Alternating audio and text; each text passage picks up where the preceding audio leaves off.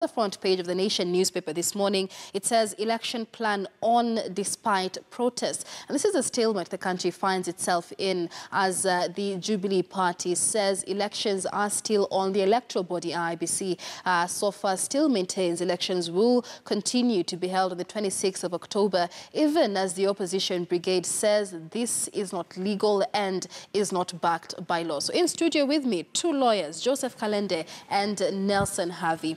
And there's been a lot of back and forth with the lawyers in the country. You know, the Kenyans seem to be a lot more confused once they hear from lawyers from two sides of the political divide interpreting the same clause of the Constitution. So I'd like to begin with you, Harvey.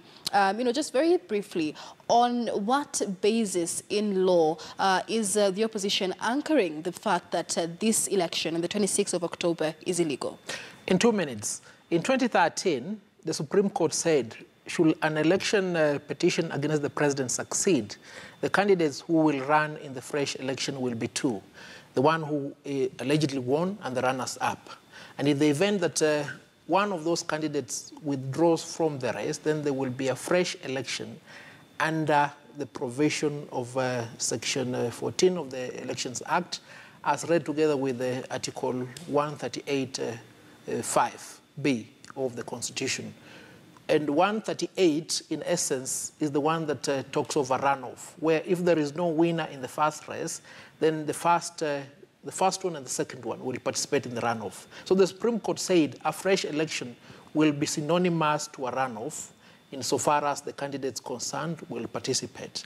Now, fast forward, in 2017, the Supreme Court said it will not interfere or set aside the decision made in 2013. So the decision in 2013 is still operative law. Now, when Raila Odinga withdrew his candidature, which I've indicated required no completion and submission of Form 24A, then automatically the election schedule for the 26th of October came to an end.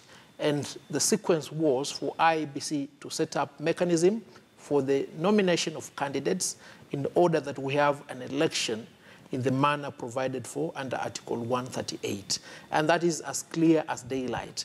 Now, the decision of Justice Mativo came a day after this process had already taken effect. So much as Mativo's decision is challenged for other reasons, even if it was a correct decision, it will not apply because it has already been overtaken by events. Right. And to that extent, therefore, there can never be a legitimate election on the 26th of October. So I'd like us to analyze